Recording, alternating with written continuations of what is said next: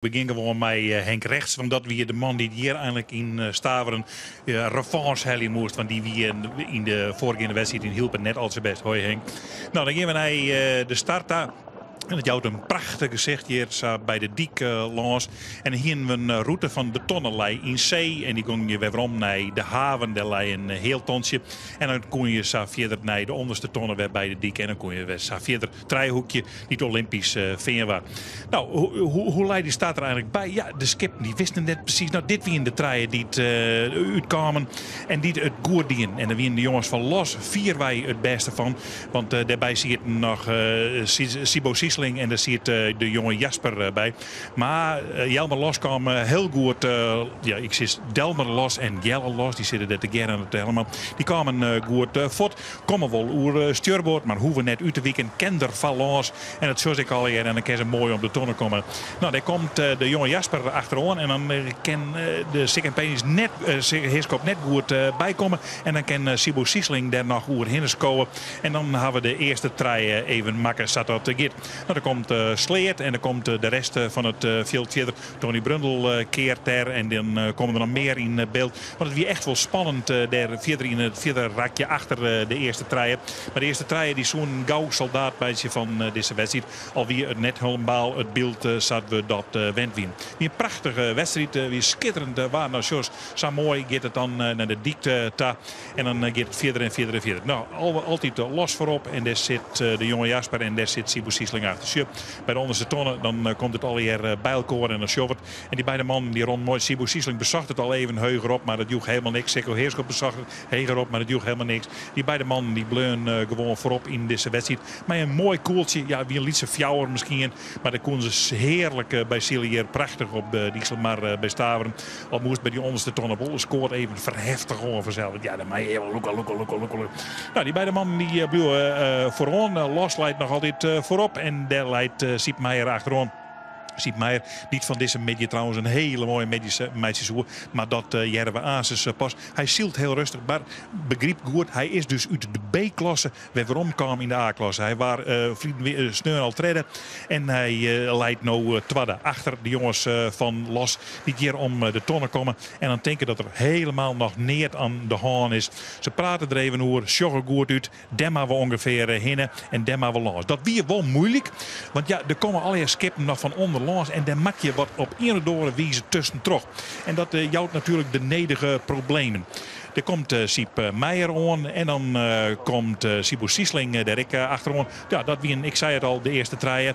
En dan show je Los dus voortgaan. Maar Los die mat dus ergens van Los op een wijze. En die skippen, ja, die kennen onderling de baas wezen. Als je het zeilen op bakbord hebt, ben je zeker de baas. Dus ja, hij is van Tony Brundel Los gaan. En dat schijnt net helemaal goed going te wezen. En dus dan krijgen we Ases het verhaal dat de jongens van Los een strafrondje draaien. Maar wielst hij om de tonnen nog hevig in peteer wien. Bij allerhande zielers die daar aan de gang wien. Daar zit de Eeltje bij. Er zit de Watsijn bij van Kees Jonker. Daar zit Siete Meter bij. Er zit de Hulleboer bij. En dat hier een machtige strijd wie dat werkelijk daar in die middenmoord. En in de achterhoede wie het ik een redelijke sneeuw. Zo, je meisje die jongens van Los dat rondje. Nou, dan het zeil maar weer even hoor. En dan maar weer verder. Maar dan liggen ze dus intussen op het tredde plak. En dat hien ze dus net toch. Want ze hien wel even wat verder wilden. Prachtige beelden trouwens. Wat je zegt dat de jongens van Los het in die route net helemaal redden kon. En no pas weer verder maaien op wij naar de tonnen ta. Maar die tonnen die wordt dus eerst nam terug de jonge Jasper van Siep Meijer. En daarachter Sibo Siesling. En dan komen pas de jongens van Los. Niet nou de vakkeloeren er weer instekken kennen. En de rest van het veld die komt er prachtig achteraan. Hey, Henk Rechts, wel net echt. Zit nogal wat achterin. Wel net helemaal net echt. Nou. Siep Meijer bij de tonnen. Sibo Siesling erachter. En dan dachten wij al, ja, nou Sibo Siesling die zal hem wel verslaan. Beurt helemaal niks. Jongens oefenen al die mijlkoor. Toen zitten de jongens bij Heeg.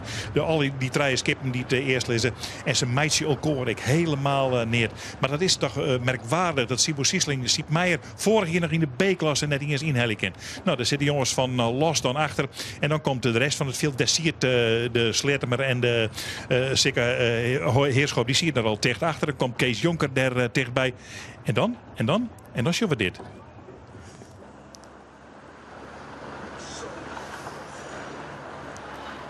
Ja, dat is dus echt een dramatische situatie. En dat je zissen van bakboord en stuurboord wat duidelijk is, dan is dit wel heel duidelijk. Dat hier ik al dramatische gevolgen zelfs scoort en opstekkers hier een inelkoor. Er ging een man op boord bij Tony Brundle. Dus rekken nog een man ligt gewond. Het wie al hier roppen en razen. En ja, het wie helemaal net goed daar in middenwoord. En ja, de fout leidt natuurlijk bij Kalsbeek van de Raderhoek. Die het helemaal midden in bij Tony Brundle tramde. En het spul hoe ik maar heel moeilijk uit de tiersen kon je wij komen. Gelukkig dat het net al te hard baaide. Want een koel erop in door de wezen. Nog weer rekening mee houden worden. Maar hoe kon je hem dit nou doen? Tony Brundle die het nog steeds. Nou, een van de bemanningsleden wil er een boordje ophellen. Want die had de opstekker van de Raderhoek in de reg gekregen. Maar het is dat verder beteerd. En er is een bemanningslid oernaam. En die is oernaam bij Michiel Kalsbeek. Nou, en dit is de skeer bij Tony Brundle. Nou, dan zie je precies hoe dat gong is in deze wedstrijd. En Tony Brundle wil schrokken wezen kennen. Nou, dan maar wij toch maar verder zijn in de wedstrijd. Want die gaat ongebroken terug. En zorgen naar de beide mannen die toch wel verrassend redelijk voorin zilden. En dat wie Kees Jonker. Met het was een skip de Drupalen. En dat wie Citemeter met zijn prachtige skip.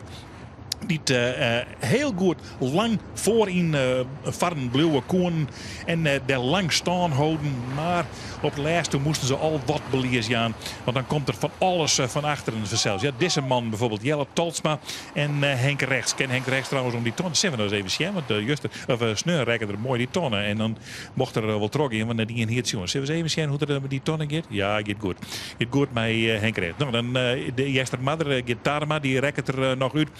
Je gewond voorstag stikken. Ik naar de kant, waar wat rustiger dan mij op het wetter.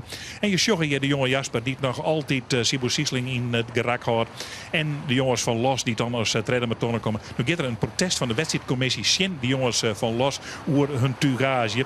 Dan maken we dus even afwachten hoe dat nog aanrent. En de vierde man, dat weer de Slettemers. De Slettemers die scoden langzaam uit die middenmoord. Wij samen naar voren en die komen op het plekje. En dit binnen bij de laatste man. Alle wedstrijden voorspel ik in. Freddy van der Heijden en Jilles Banstra. En Jilles had alles in het voordekskoot. Zit dan maar met 2 man achterop om de kopper wat beter in te krijgen. Joege al je neer. Die man rijdt een heulijn achter de rest van het veld. En hij zit voor in het veld. Hij is Siepmeijer. En hij is van tevoren al verschrikkelijk gebleed. Nee, een tweede plakje. Nou ik een eerste plakje. Een derde plakje. Ik het eerste plakje van Siepmeijer. En dan maakt je het klassement op en daarachter ziet Sibo Siesling op een tweede plak. Dan Delmen Los, wat het protest is. 4 Ralter de Vries, 5 Jelle Talsma, 6 Henk Rechts. Dan Sikke Heerschop, Citemeter, Jochen Jeroen de Vos, Kees Jonker, Henk Keizer, 12e Freddy van der Heijden.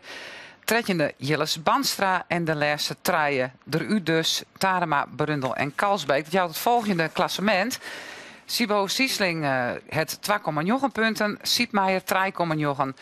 Walter de Vries dan maar 8 punten. Delmer Los 10 krijgt als Citemeter en Jelle Talsma. Nou, dan gaan we verder naar onderen. Jeroen de Vos, Henk Rechts, Kees Jonker, Heerskop, Keizer, Tarema. Tom Brundle dus eruit. 20 punten nou. Michiel Kalsbeek, ik. Freddy van der Heijden 28 en Jilles Banstra, ik 28.